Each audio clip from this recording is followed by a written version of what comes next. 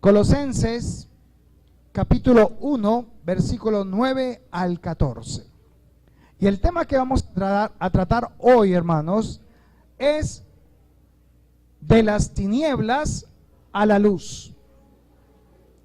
Hablaba con mi esposa y nos parecía que es necesaria esta palabra. Algunos la conocen, pero otros no.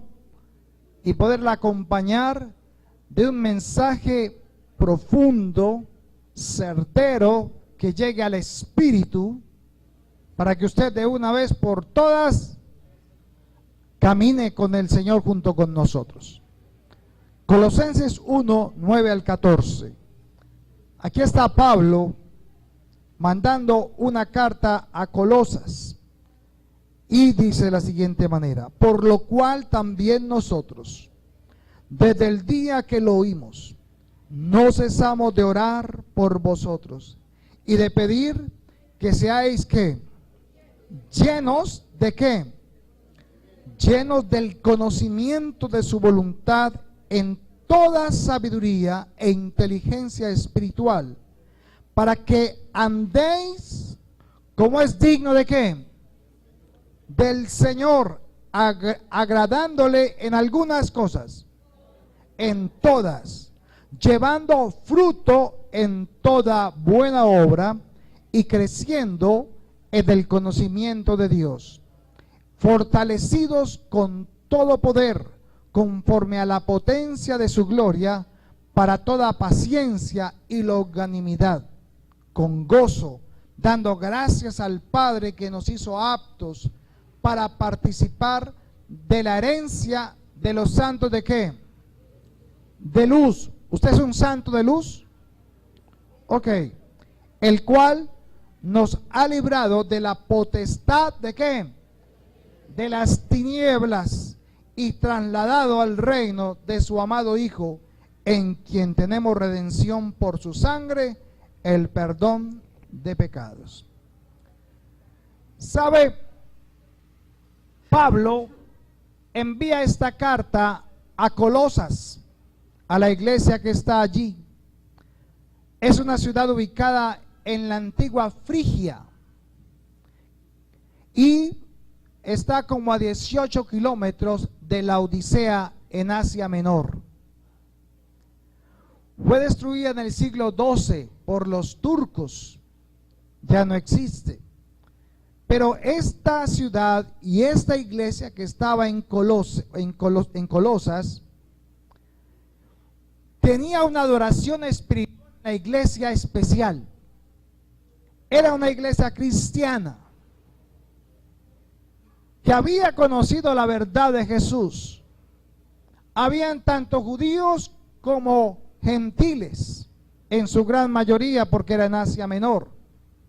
Sin embargo, ellos tenían una adoración especial a los ángeles, y ellos adoraban los ángeles, y sobre todo a Miguel, porque consideraban que Miguel era el ángel de aquella ciudad que ellos habían enviado para protegerla. Ahora, por esas razones que Pablo recurre a escribir esta carta para enviarla allí, para enderezar el camino de los hermanos de Colosas, porque estaban haciendo una adoración y un culto que no era correcto. Pero yo les pregunto hoy, ¿cómo debemos entonces nosotros orar por los que amamos, por los que aún no se han convertido al Señor? Él comienza en el versículo 9, dice: desde el día que lo oímos, no cesamos de orar por vosotros. ¿Y qué pedía? Que seáis ¿qué? Llenos del conocimiento de su voluntad en toda sabiduría e inteligencia espiritual. ¿Sabe? Yo he escuchado mucho la frase que dice que la gente se convierte en el tiempo del Señor, que el Señor es el que determina el tiempo. Pero me confronto cada día escuchando a Jesús diciendo: consumado es, todo ya fue hecho. Entonces, ¿será que mis hijos se convertirán en 1 año, en 2 años, en 5 años? ¿O qué es lo que impide que o no hace que mi hijo se convierta al Señor? Y dice acá que tal vez nosotros ya no estamos orando por ellos como tenemos que orar. Porque aquí no se cansaba Pablo de decir: no cesamos de orar por vosotros, para que seáis llenos del conocimiento de la gloria de Dios, del conocimiento de su voluntad en toda sabiduría e inteligencia espiritual. ¿Sabe? Nosotros deberíamos estar orando todos los días esa palabra. Todos los días, sin cesar, sin cesar, sin cesar, hasta ver en nuestros hijos la respuesta de Dios que hemos pedido. Pero nosotros nos dejamos ya más por las circunstancias. Y cuando estamos como que medio bien y el hijo está como medio bien y como que quiere escuchar de Dios, inmediatamente nuestra oración. Y esto, hermanos, tiene que fluir de adentro. Tiene que realmente salir de lo más profundo de nuestro espíritu, hasta que usted dentro de su espíritu exprese: Abba Padre, papito lindo, gracias por ello. Tiene que salir del fondo. Ahora, ¿qué debemos pedir a Dios para que ellos caminen como es digno del Altísimo? ¿O cómo podemos agradar a Dios y llevar fruto permanentemente? Y por último, ¿qué significa ser trasladados de la potestad de las tinieblas? ¿A dónde? A su reino de luz. Vaya a Mateo capítulo 4 para darle una introducción a esta palabra que pido al Espíritu Santo le sea revelada hoy y que usted pueda anotar y poderla compartir con su cónyuge, con sus hijos, con su familia. Mateo capítulo 4, versículos 15 y 16.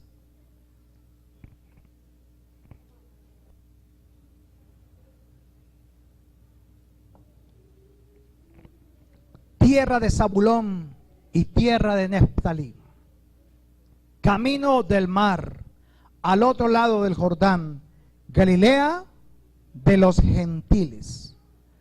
Dice Galilea de los gentiles porque en ese sector vivían gentiles, aunque hacían parte de Galilea pasando el mar. Y sigue diciendo el 16: el pueblo asentado en tinieblas vio gran ¿qué? Luz, y los asentados en región de sombra de muerte, luz les resplandeció. Miremos este versículo. ¿A quiénes le resplandeció la luz? A los que estaban en tinieblas, pero dice ahí, en región de sombra de muerte. ¿Qué es sombra de muerte? ¿A qué creen que se refiere?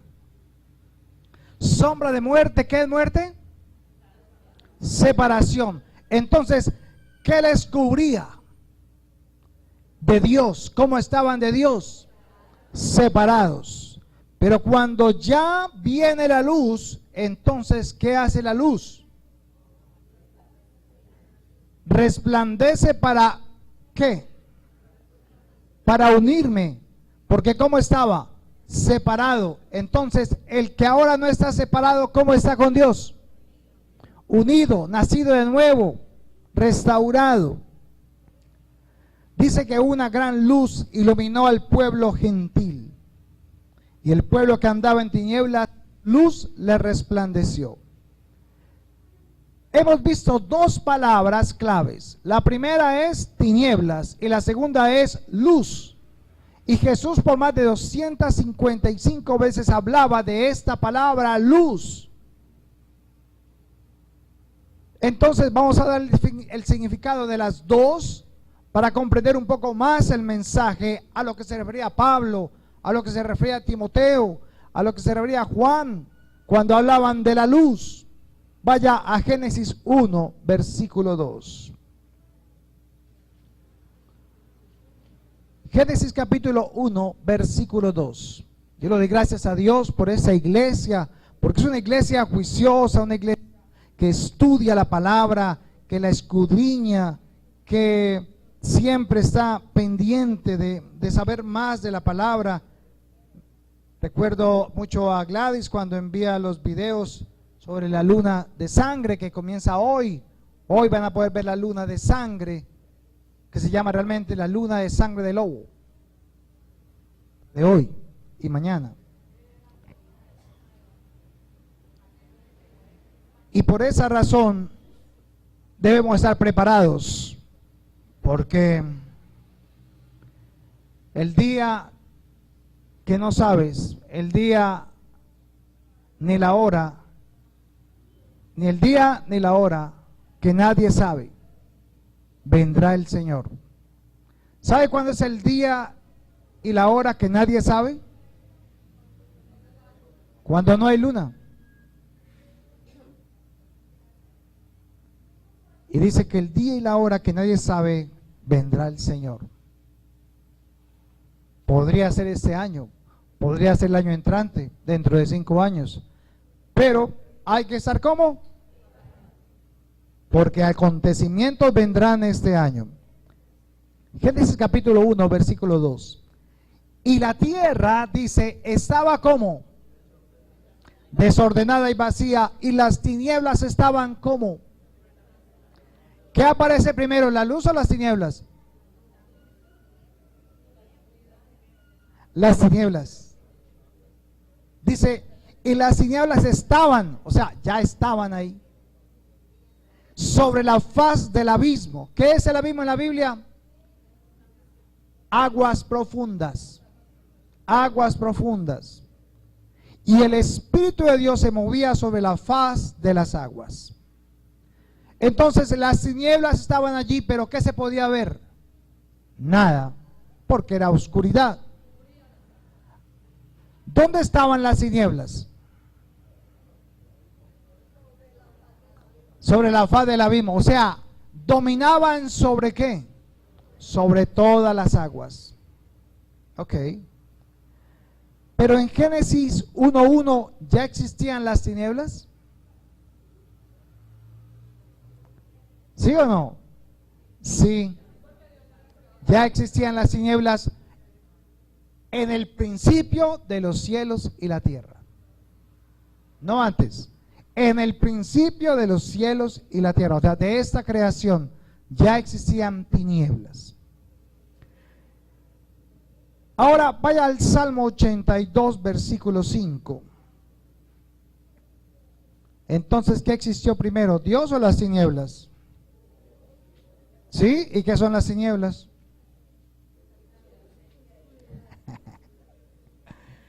Salmo 82, versículo 5. Ellos no saben, ellos no entienden, andan ¿en qué? En tinieblas, tiemblan todos los cimientos de la tierra. ¿Qué son las tinieblas según ese versículo?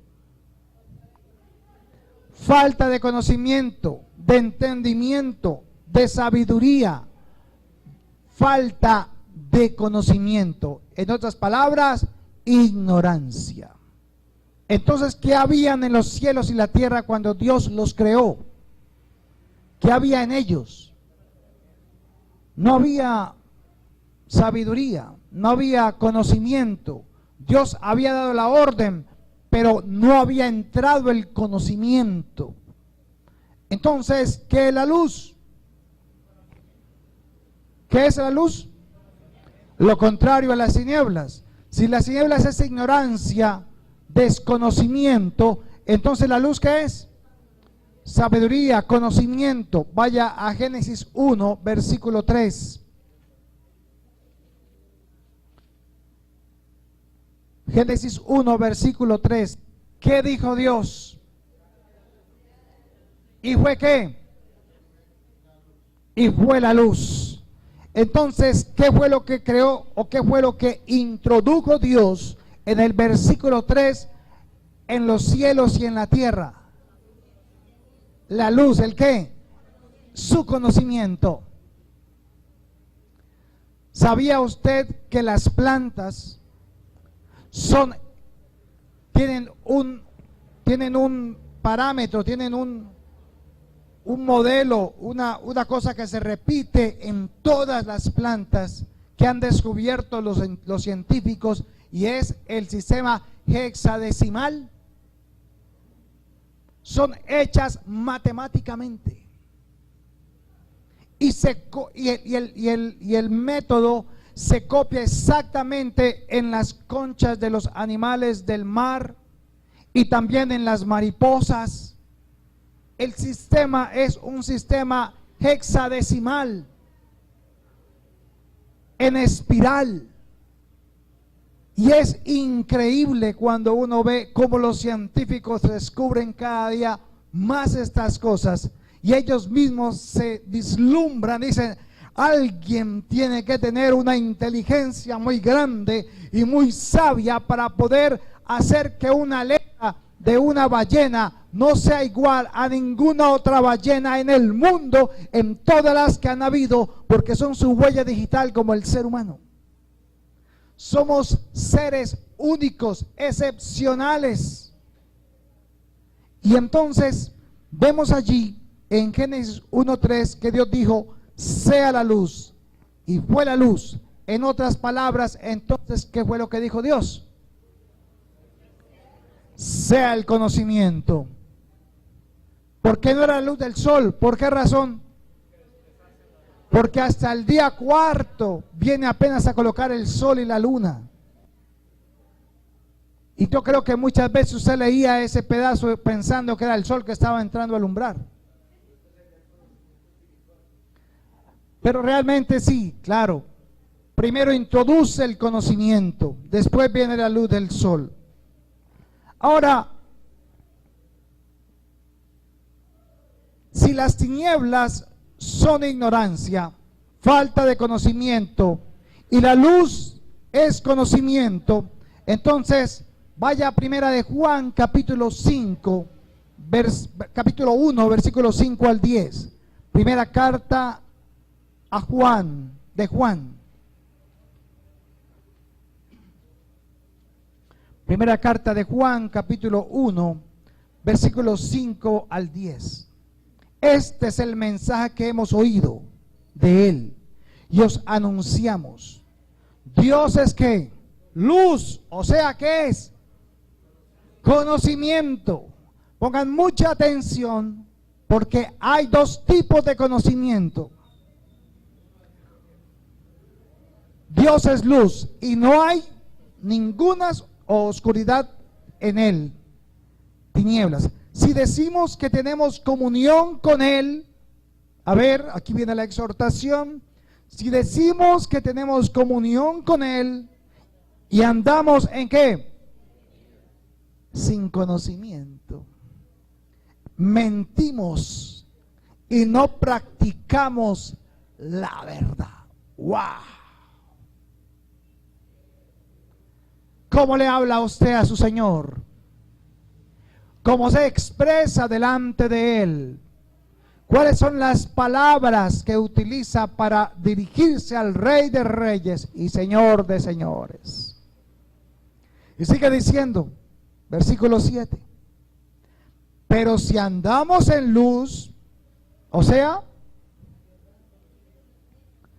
como Él está en luz, tenemos comunión unos con otros, y la sangre de Jesucristo, su Hijo, nos limpia de todo pecado. Si decimos que no tenemos pecado, nos engañamos a nosotros mismos y la verdad no está en nosotros. Si confesamos nuestros pecados, Él es fiel y justo para perdonar nuestros pecados y limpiarnos de toda maldad. Si decimos que no hemos pecado, le hacemos a Él ¿qué? Mentiroso, y su palabra no está en nosotros. Ay, hermano, y usted que está ahí con un versículo en su vida, Porque de tal manera amó Dios al mundo, que ha dado a su Hijo unigénito, ¿cierto? Se lo sabe usted de memoria. ¿Y los otros? ¿Siente que su vida cristiana está estancada?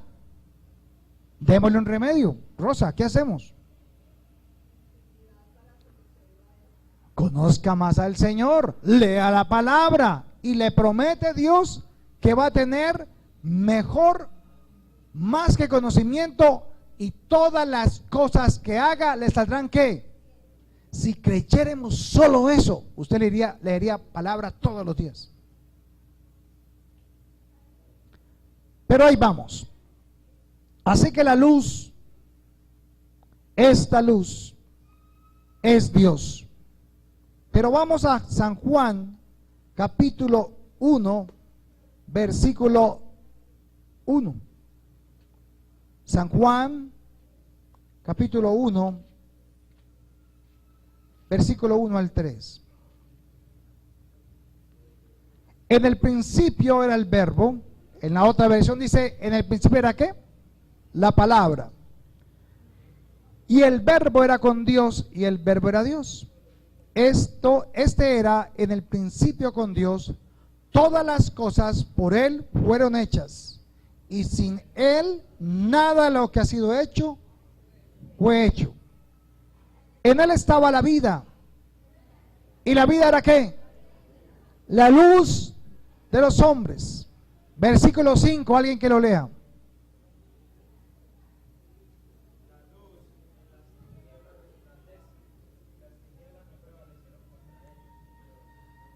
Dice, la luz en las tinieblas resplandece y las tinieblas no prevalecieron contra ella. Ahora vaya al versículo 7. Bueno, el 6, leámoslo derecho.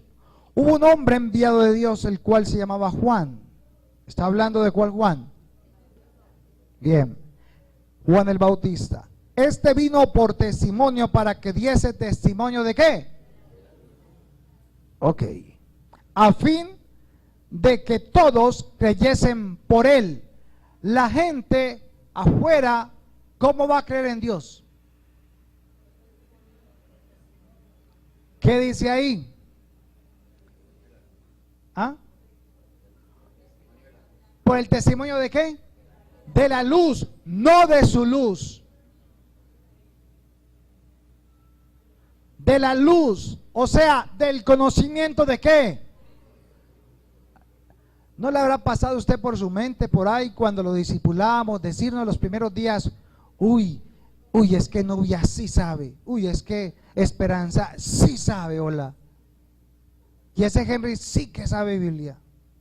No, no es por Henry, no es Esperanza, no es Nubia, es porque nos hemos metido en el conocimiento de Él, y al entenderlo y compartir, entonces la gente dice, wow. La gente se sorprende por la vida de Nubia o por el testimonio de Dios en Nubia. El testimonio de Dios en ella, el testimonio de Dios en mí, no mi testimonio. Mi testimonio, ¿cuánto vale? No sirve. Yo no he hecho nada por usted. ¿Quién pagó el precio? Cristo Jesús. Ahora mire el 8 al 7. Este vino por testimonio, para que diese testimonio de la luz, a fin de que todos se dicen por él. Versículo 8. No era él la luz, sino para que diese testimonio de la luz. Aquella luz verdadera que alumbra a todo hombre venía a este mundo. En el mundo estaba, y el mundo por él fue hecho, pero el mundo ¿qué? No le conoció. A lo suyo vino, y los suyos no le recibieron. Mas a todos los que le recibieron, ¿a quién? ¿A quién? A los que creen en su nombre, le dio potestad de ser hechos ¿qué? Usted es hijo de Dios, ¿por qué? Por creer lo que Dios hizo por usted y por mí. La luz venía. En la otra versión, versículo 1 dice que en el principio era la palabra, y la palabra estaba con Dios y era Dios. ¿Y qué hemos dicho que la Biblia es? ¿Y por qué decimos que la Biblia es la palabra de Dios? Porque es que es la que la expresión de qué, de un pensamiento. Entonces que la Biblia, la expresión del pensamiento de quién, de Dios. ¿Ahí entra usted? No, ahí no hay nada de nosotros. Eso es entre el Padre, entre el Hijo y entre el Espíritu Santo. Pero nosotros necesitamos al Espíritu Santo para comprender esto. Por eso esto no se predica en las iglesias. Y no culpo a los pastores. Es porque la iglesia no entiende. Porque no han sido fundamentados para comprender el mensaje. Ahora, váyase al versículo 14.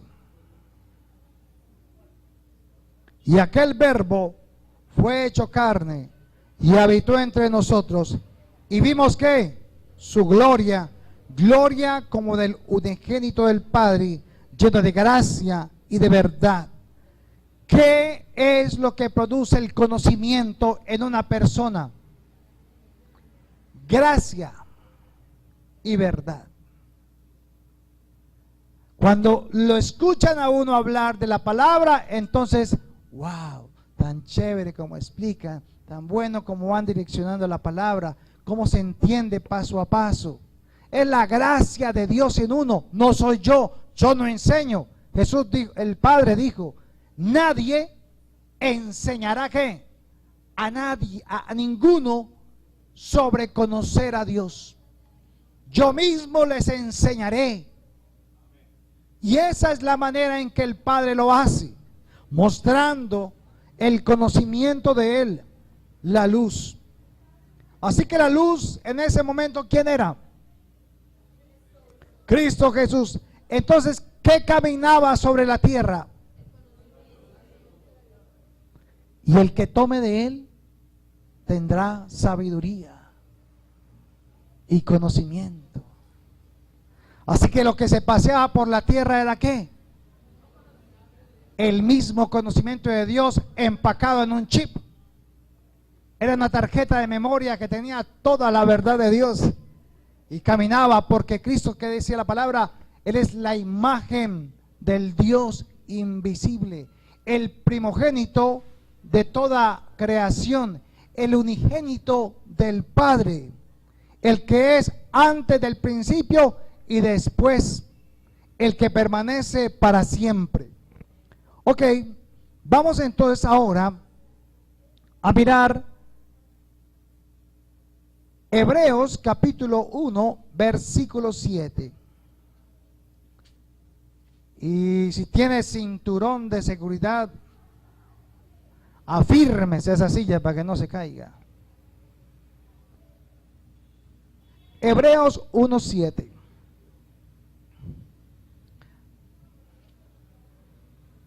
Dice así: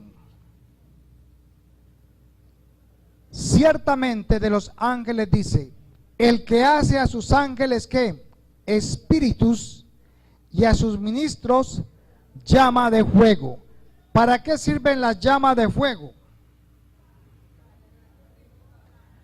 Purifica, pero la llama de fuego, ahorita que estuvimos por allá prendiendo candela en el ilumina.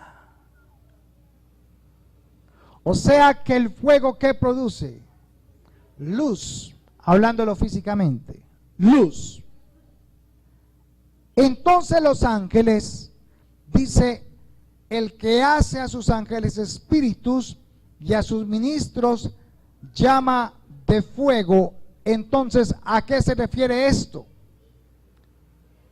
Esos ángeles o espíritus que Dios diseñó y creó estaban llenos de ¿qué?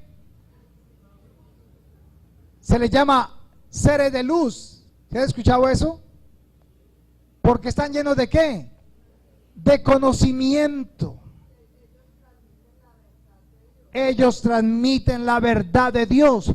Solo hablan lo que el Padre dice, no más. El mensaje que llevaba Miguel, el arcángel Miguel, el que llevaban los demás ángeles que se representaron en Israel en el tiempo de María, ¿qué hablaban? Solo lo que Dios decía. Ahora dice la palabra que ahora la iglesia es que la luz del mundo. Entonces, ¿qué tenemos que hablar nosotros? Solo lo que Dios dice. Usted no tiene que convertir a nadie. No tiene que convencerlos con un mercado, no tiene que convencerlos con nada. Todas esas obras son buenas, pero realmente la que la gente necesita es ¿qué? La luz del evangelio. Dice por allá, pero no le resplandeció la luz del evangelio por falta de ¿qué? De fe. Vaya a Isaías 14:12. Vamos introduciéndonos cada vez más. Isaías capítulo 14, versículos 12 al 14. Yo creo que usted lo conoce, ¿cierto? Isaías 14, 12 al 14. ¿Recuerdan este versículo? ¿Cómo caíste del cielo, oh lucero, hijo de la mañana? ¿Cómo lo llamó? Lucero. ¿Por qué Dios llamó a Satanás inicialmente lucero? Cortado fuiste por tierra tú que debilitabas a las naciones. Tú que decías en tu corazón, subiré al cielo en lo alto junto a las estrellas de Dios y levantaré mi trono y en el monte del testimonio me sentaré a los lados del norte. Sobre las alturas de las nubes subiré y seré semejante al Altísimo, mas tú derribado eres hasta el Seol, a los lados del abismo. Aquí podemos ver algo. Este ser que creó Dios, dice en Ezequiel 28, vaya a Ezequiel 28, allá adelantico de Isaías, Jeremías, Ezequiel 28.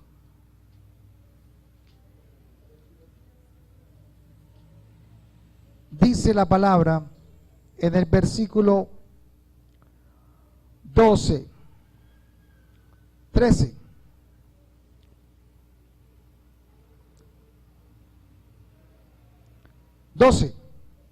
Hijo de hombre, levanta endecha sobre el rey de Tiro y dile. Aquí le está hablando quién a quién. Dios le está mandando un mensaje por Ezequiel al rey de Tiro. Pero ustedes saben que no era ¿qué? No era el rey de Tiro, ¿cierto?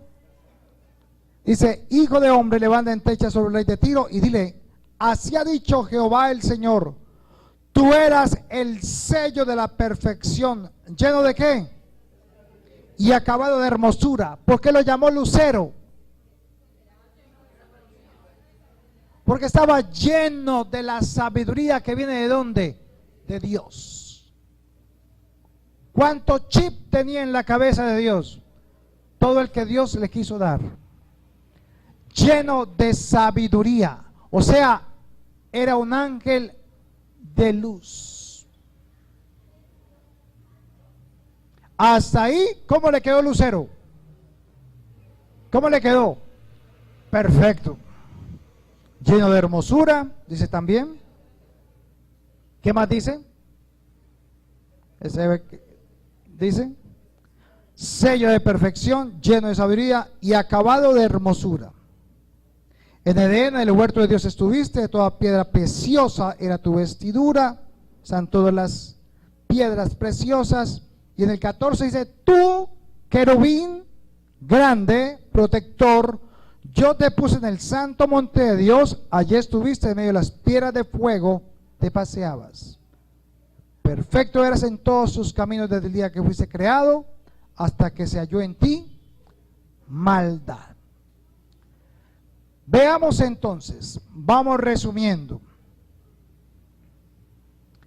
Vaya a Lucas 10, 18. Entra en acción Jesús. Lucas 10, versículo 18.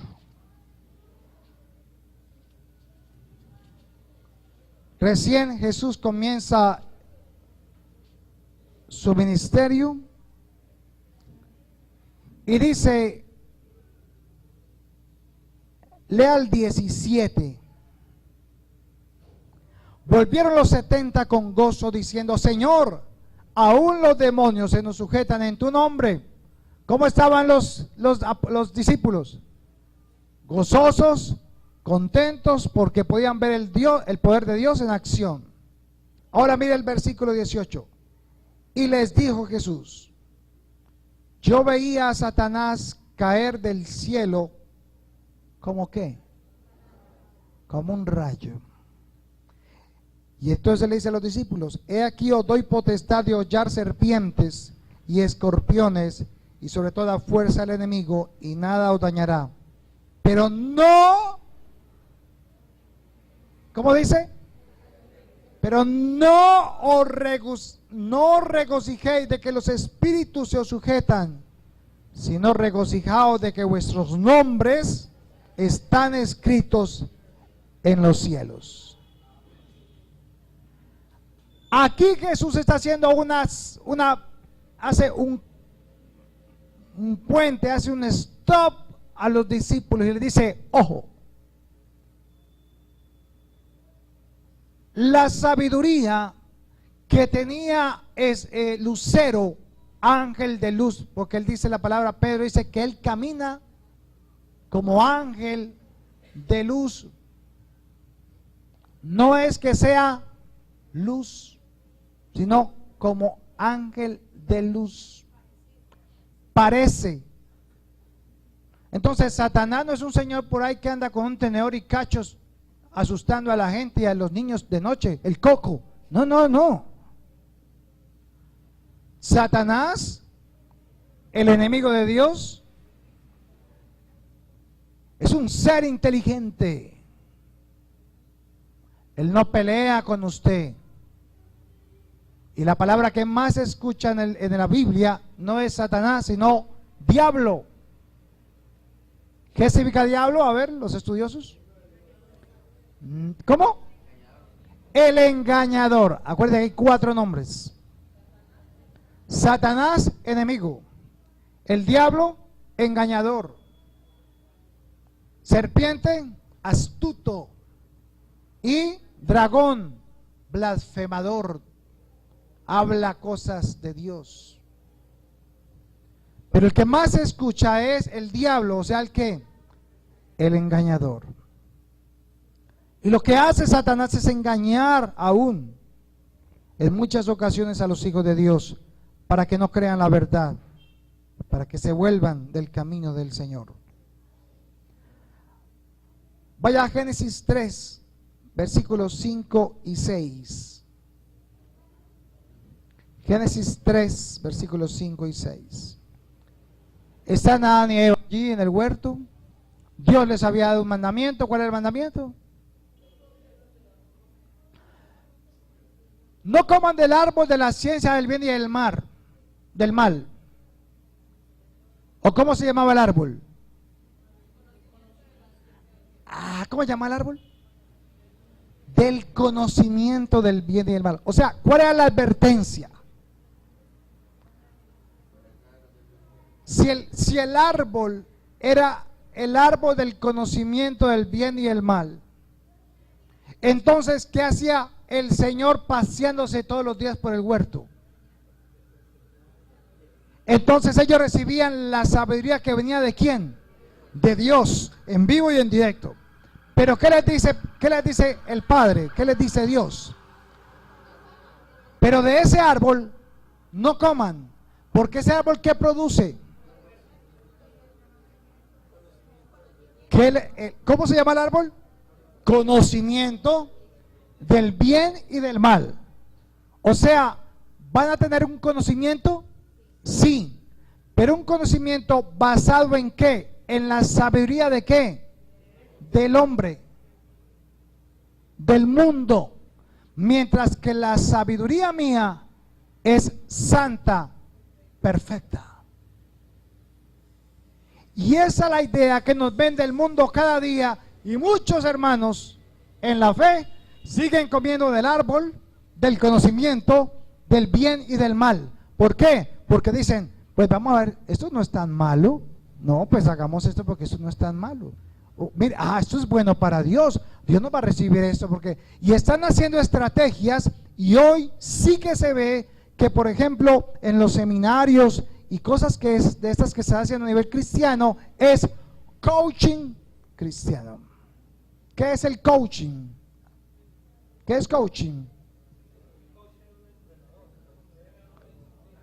El coaching cristiano es, venga, lo vamos a entrenar para que usted haga bien las cosas en la iglesia,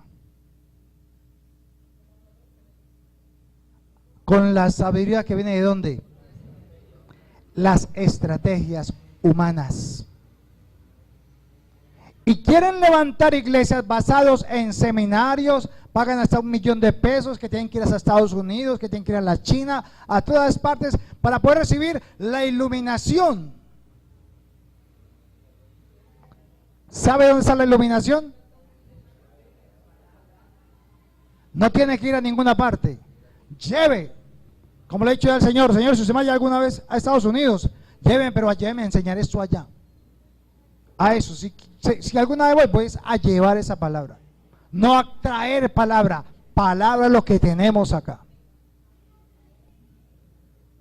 Ahora, versículo 5.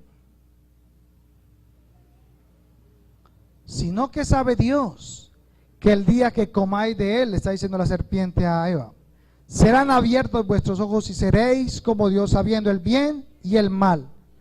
¿Cuál es la intencionalidad? ¿Qué es lo que busca el conocer o el comer del árbol del conocimiento del bien y del mal?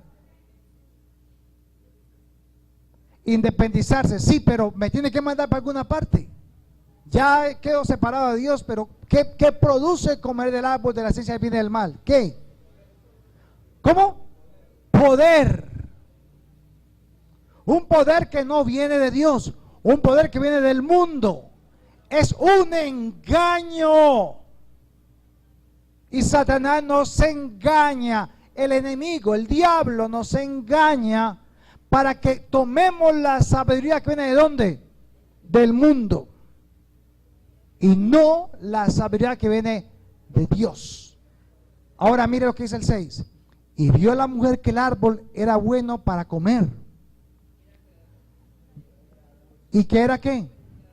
Agradable a los ojos. Y árbol codiciable para alcanzar ¿qué? Sabiduría. Tomó de su fruto y comió. Y dio también a su marido, el cual comió así como ella. ¿Qué le producía? ¿Qué era lo que quería la mujer? ¿Por qué dice que fue engañada? ¿Cuál fue la estrategia de Satanás? Le engañó diciéndole que iba a tener el mismo conocimiento que Dios le estaba dando por medio de este conocimiento. Y ahí, hermano, fue cuando apareció la gnosis. ¿Sabe qué es la gnosis, hermano? ¿Sabe, no? Gnosis significa conocimiento. Y mientras Pablo iba y visitaba Asia Menor, las iglesias, y salía para la otra iglesia, los gnósticos entraban por la otra puerta y se metían a la iglesia a hablarles del conocimiento de Dios. Pero el conocimiento que era basado ¿en qué? En los hombres, no el conocimiento que venía de Dios. Por eso la gnosis o los gnósticos nacen en el cristianismo. Eran de nosotros, pero se perdieron. Desviaron el camino. Y hoy hasta hay iglesias acá que se llaman así, ¿cierto? Iglesia cristiana gnóstica. Y es donde enseñan que el conocimiento lo es todo. Entonces cogieron el conocimiento y se envanecieron en sus propios sabiduría, digámoslo así. ¿Y qué le pasó a Satanás? ¿Estaba lleno del conocimiento de Dios? ¿Y qué le pasó? Hasta que se halló en ti, ¿qué? Maldad. Pregunto entonces, ¿la sabiduría de Dios hace daño? Entonces, ¿por qué Satanás se dañó? ¿Por qué Lucero fracasó y terminó como Satanás?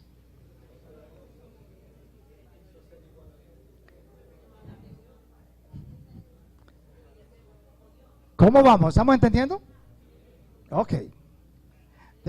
Hoy veo los ojos todos abiertos. Gloria a Dios por la palabra. Vaya a Santiago 3:13. Santiago, el hermano de Jesús. ¿Sabía que era hermano de Jesús? Y todavía me preguntan que tenía hermanos.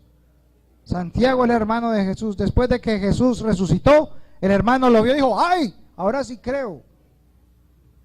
Después de esa matada, y está vivo. 3, versículo 13 al 15. ¿Quién es sabio y entendido entre vosotros? Muestre por la buena conducta sus obras en sabia mansedumbre. ¿Cuál es la clave? Estamos en Santiago 3:13. ¿Cuál es la clave para ser entendido y sabio? Muestre que con su conducta y mansedumbre. ¿Qué es mansedumbre? O sea, el que se crea ser sabio, ¿qué va a mostrar siempre? Pero cuando el que se empieza a jactar, ¿cómo dice la palabra? Dios resiste a los soberbios, pero exalta. Vamos entendiendo cómo es que Dios da la sabiduría.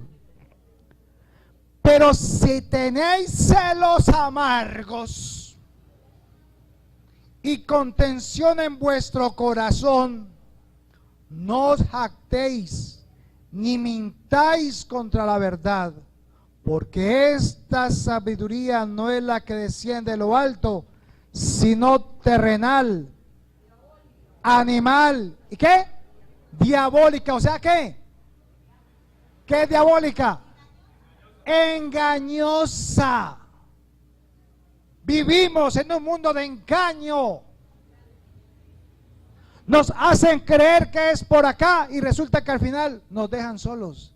Ay, y yo tantos años que estaba por aquí metido y creía que iba bien, porque estaba confiando más en los hombres que en Dios. Diabólica, dice la palabra. Vaya al versículo 17 y 18. Pero la sabiduría que es de lo alto, mire el orden, es primeramente ¿qué? Pura. Después ¿qué? Pacífica. Después amable, benigna, llena de misericordia y de buenos frutos, sin incertidumbre ni hipocresía. Eso es lo que tenemos que nosotros aprender, hermanos. Esa es la clave de la sabiduría que viene de Dios. Todos los días tiene que usted tener un termómetro para ver si su conducta, su carácter va de acuerdo a lo que ahí dice. Y si no, corrija y vuelva por el buen camino. Corrija y vuelva por el camino. ¿Sabe? La sabiduría de Dios es tan sencilla que es y actúa como una paloma.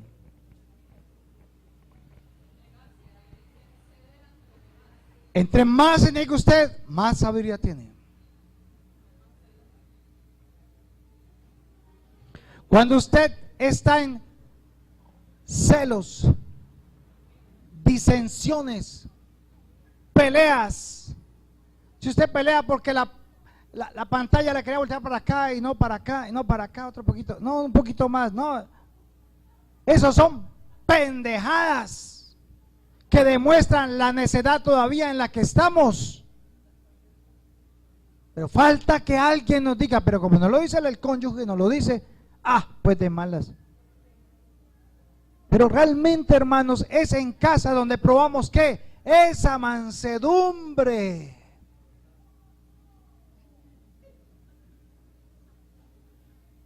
Pero usted siente que la mujer se la está montando o que el marido se la está montando. No, mengue. El que quiera seguir en pos de mí, tome su cruz, niéguese a sí mismo, tome su cruz y sígame. ¿Cómo se ríen acá? Que se vieran ustedes las caras acá. Pero de alegría, no, de alegría, de gozo. Así que la luz está ligada directamente al conocimiento, amén. El conocimiento a la palabra de Dios y la palabra de Dios a la sabiduría pura.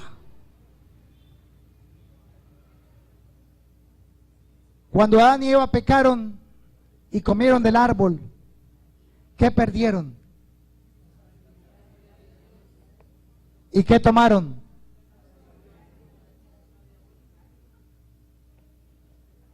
Y empezaron a buscar justificaciones para ver cómo volvían otra vez a Dios. Ya no podían. En Juan 1:1 vimos que Jesús es entonces ¿qué? El verbo, la palabra. ¿Y la palabra es qué? Luz. ¿Y qué dijo Jesús? En Juan 5:10, en Juan 8:12. A ver, Juan 8:12. Bueno, vamos a leerlo para darle gusto a los que andan en la luz. Nada de humano. Palabra. San Juan 8:12. Otra vez Jesús les habló diciendo: yo soy la luz del mundo. El que me sigue no andará en qué, sino que tendrá la luz de la vida. Ay, Señor bendito.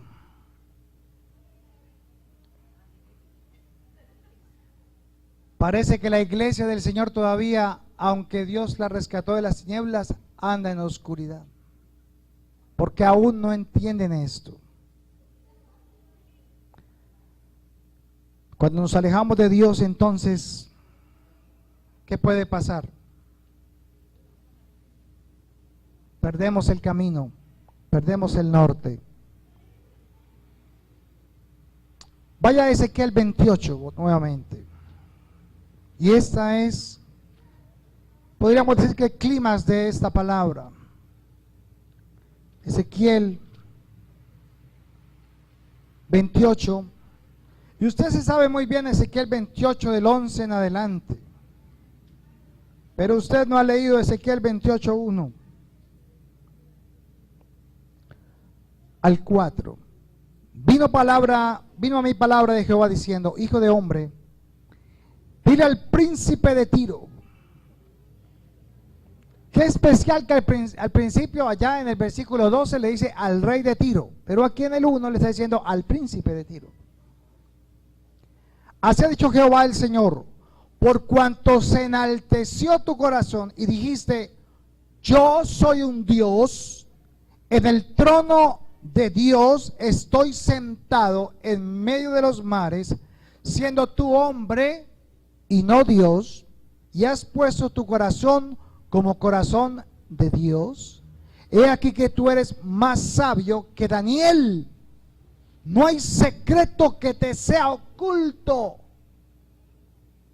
Aquí lo está comparando con Daniel, el de las profecías. Con tu sabiduría y con tu prudencia has acumulado riquezas y has adquirido oro y plata en tus tesoros. Con la grandeza de tu sabiduría en tus contrataciones has multiplicado tus riquezas, y a causa de tu riqueza se enalteció tu corazón. ¡Wow! ¿Sabe? hubo un hombre que el rey David le dijo: tú serás el que va a heredar el trono de David. ¿Quién era? Y Salomón dijo: heme aquí. Y Salomón estaba, digamos, en sus primeros días, cuando recibe el trono de David su padre. Y él empieza a hacer las cosas a la manera de Dios. Bien, se preparó, lo prepararon bien, chévere. Pero llegaba el momento donde tenía que estar a solas con Dios. Entonces Dios esa noche, esa misma noche que recibió el trono, se le presenta en un sueño. ¿Y qué le dice? A ver. Salomón, pídeme lo que quieras y yo te lo daré. Ahora, hermanos Salomones, ¿qué dijimos? Bueno, ¿qué dijo Salomón? Vuelva, abuela, ¿cómo? ¿Qué le dijo? Señor, te pido que me des ¿qué? Sabiduría e inteligencia para gobernar tu pueblo. ¿Y qué le dijo el Señor? Pues por cuanto has pedido esto y no has pedido para ti riquezas ni oro, no solo te daré sabiduría e inteligencia, sino que serás un hombre tan rico que no ha habido uno como tú antes ni después de ti. Y Salomón, Dios le nutre de su sabiduría e inteligencia, o sea, de este lado, el conocimiento de dónde, de Dios. Pero cuando empieza a recoger dinero, cuando empieza a hacer plata, cuando empieza a hacer tesoros, su corazón se inclinó y dijo: yo sé mucho, yo sí sé. Y con todas las palmitas de los reyes que vienen acá, que me dicen: uy, Salomón, los llevo en la bien. Hermano, ahí le mandé tesoritos de agradecimiento. Entonces Salomón se enalteció, ¿qué? Su corazón. Y corrompió la sabiduría de Dios y comió del árbol del conocimiento del bien y del mal, y empezó a hacer contrataciones ya no para dar de la sabiduría de Dios, sino para guardar lo que tenía. Entonces ya él decía: a ver, ¿cómo hago para que el rey de allí no me vaya a atacar y me acabe con mi orito? Llamen a la hija. Señor rey, me quiero casar con su hija. ¿Y qué diría el otro rey? Claro, hágale. Y comenzó a tener 700 esposas y 300 concubinas. Así que el problema no era si él como hombre aguantaba con 1000 mujeres. No, eso no era un problema sexual. Era una estrategia basada en la sabiduría humana para que el reino permaneciera para siempre, porque Dios dijo: tu reino no tendrá ¿qué? Fin.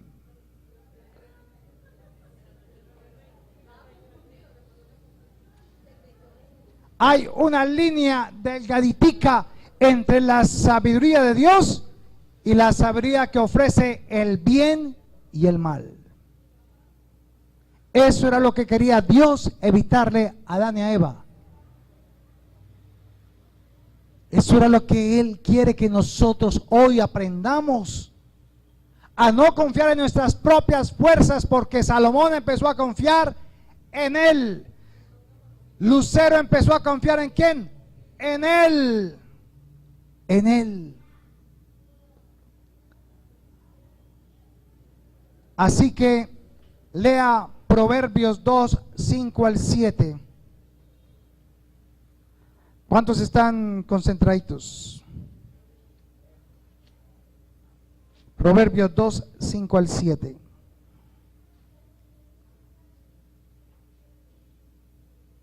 Dice, leámoslo desde antes, leámoslo desde el 1. Hijo mío, si recibieras mis palabras, ¿las palabras de quién? Y mis mandamientos guardar dentro de ti, haciendo estar atento tu oído a la sabiduría, si inclinares tu corazón a la prudencia, si clamares a la inteligencia y a la prudencia dieres tu voz, si como a la plata la buscares y la escudriñares como a tesoros, entonces, solo hasta entonces, comprenderás el temor de Jehová. Y hallarás ¿qué? Hallarás ¿qué? El conocimiento ¿de dónde? O del árbol de la vida, de la ciencia del bien y del mal. El árbol de Dios, el árbol que trae la sabiduría de Dios. ¿Cómo actúo? ¿Cómo gano la sabiduría de Dios? La sabiduría de Dios. ¿Cómo la gano? Lea del 1 al 5. ¿Cómo la gano? Estando ¿dónde? Permaneciendo ¿dónde? Permaneciendo en ella. Porque van a haber pensamientos en usted donde la sabiduría de este mundo se va a mezclar con la sabiduría de Dios. Porque usted ya tiene el conocimiento del bien y del mal. Por eso el conocimiento del bien y del mal, ¿qué produjo en Adán y Eva? Separación, muerte, independencia. Pero la sabiduría de Dios, ¿qué produce? Vida, relación, intimidad, une. Pero eso se logra, hermanos, buscándolo como un tesoro. Y una de las cosas más importantes, cuando usted y yo tengamos y caminemos en la sabiduría de Dios, entonces, solo hasta entonces, entenderemos el temor a Jehová.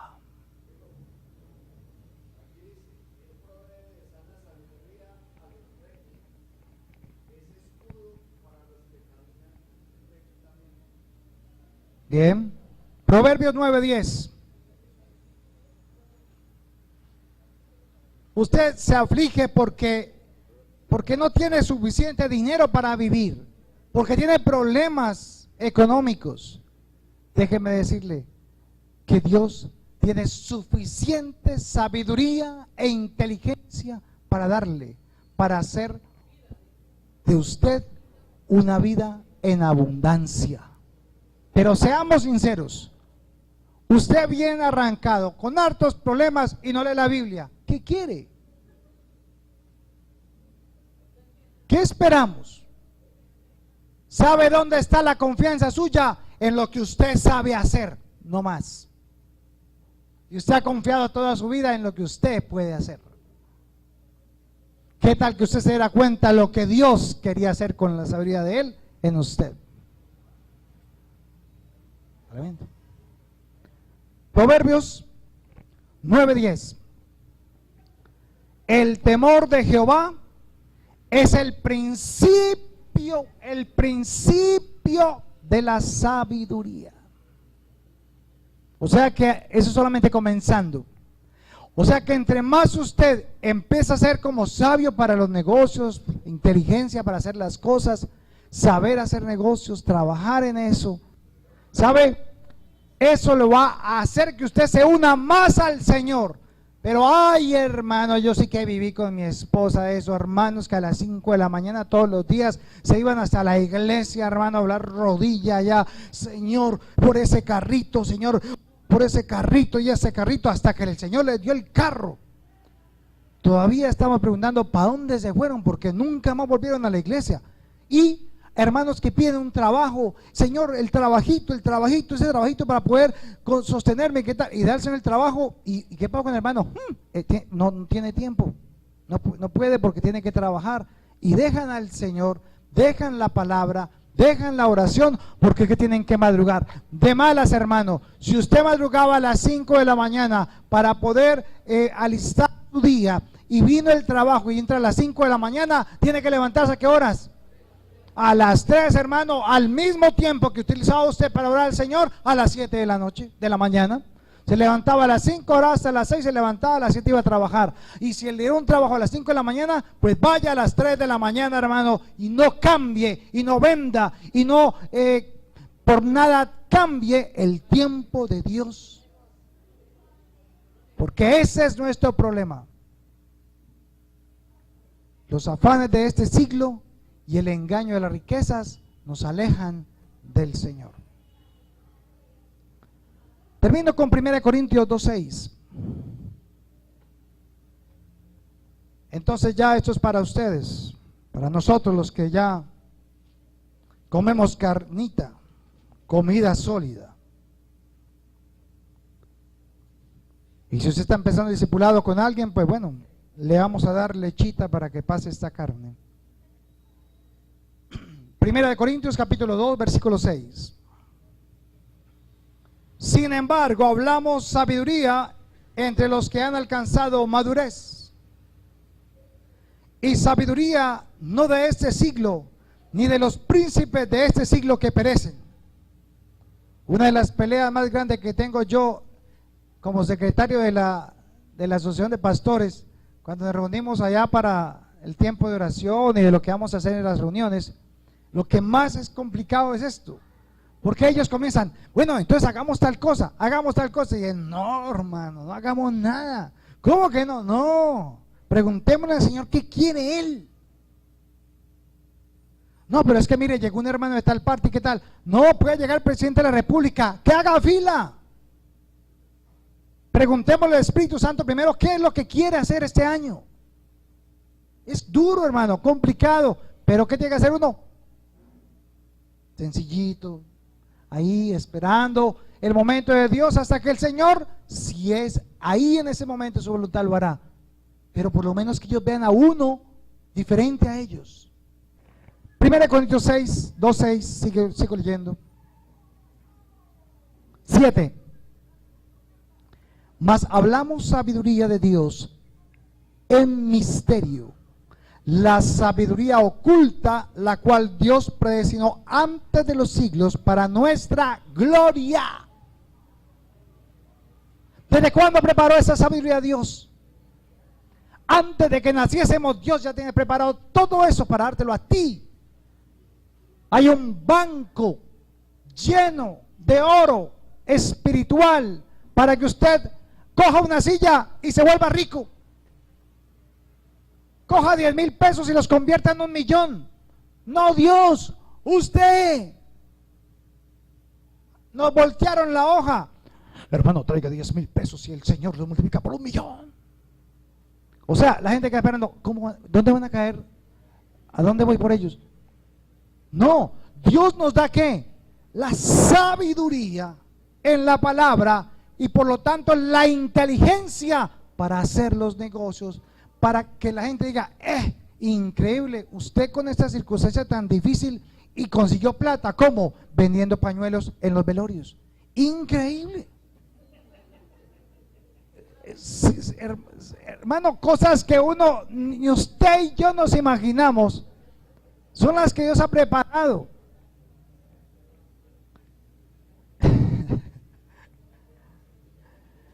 Sigamos leyendo. Versículo 8. La que ninguno de los príncipes de este siglo conoció, porque si la hubieran conocido, nunca habrían crucificado al Señor de la gloria. Antes bien, como está escrito, cosa que ojo, ahora sí va a entender esto, ojo que no vio, ni oído oyó, ni han subido en corazón de hombre, son las que Dios tiene preparado para esta iglesia, para los que le aman. No, pero usted no cree eso, hermano. No. Pero sigo leyendo, versículo 10. Pero Dios nos la reveló a nosotros, ¿por qué? Por el Espíritu Santo, dice ahí. Porque el Espíritu todo lo escudriña, aún lo profundo de Dios. Porque ¿quién de los hombres sabe las cosas del hombre, sino el Espíritu del hombre que está en él? Así tampoco nadie conoció las cosas de Dios, sino el Espíritu de Dios. Entonces el Espíritu Santo en usted está ahí observándolo, y usted empieza, Señor, voy a hacer esto, y vamos a hacer esto, y eso, y el Espíritu Santo, no, este man me ha entendido. Él está en la sabiduría de ¿qué? Humana, la que es diabólica, la que es engañosa. Si se metiera aquí con la que tiene al lado, en intimidad con Dios, mire todo lo que Dios haría con usted. ¿Dónde están los siguientes Einstein? ¿Ah? Sara, la próxima Einstein de este siglo. ¿Ah? O Julie. ¿Ah? O mis hijos. O Tomás. Siga leyendo. ¿Dónde estamos? En el 10.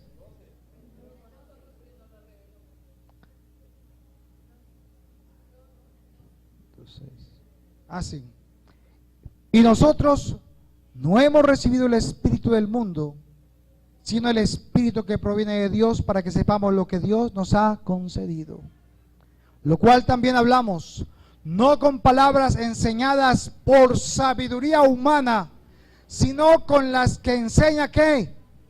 El Espíritu, acomodando lo espiritual a lo espiritual.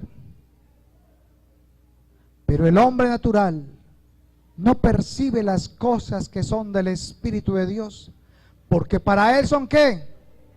Usted es que, bobo hermano, deje de ayunar y orar, vaya y ponga a trabajar y de verdad que no consigue. Hasta una vez se lo hemos dicho a nuestros hijos. Y no, para él son locura, y no las puede ¿qué? Entender, porque se han de discernir ¿cómo? Espiritualmente. En cambio el espiritual juzga todas las cosas, pero él no es juzgado de nadie. Porque ¿quién conoció la mente del Señor? ¿Quién le instruirá? Mas nosotros tenemos la mente ¿de quién? De Cristo. ¿Cuántos tienen la mente de Cristo? Padre, te damos gracias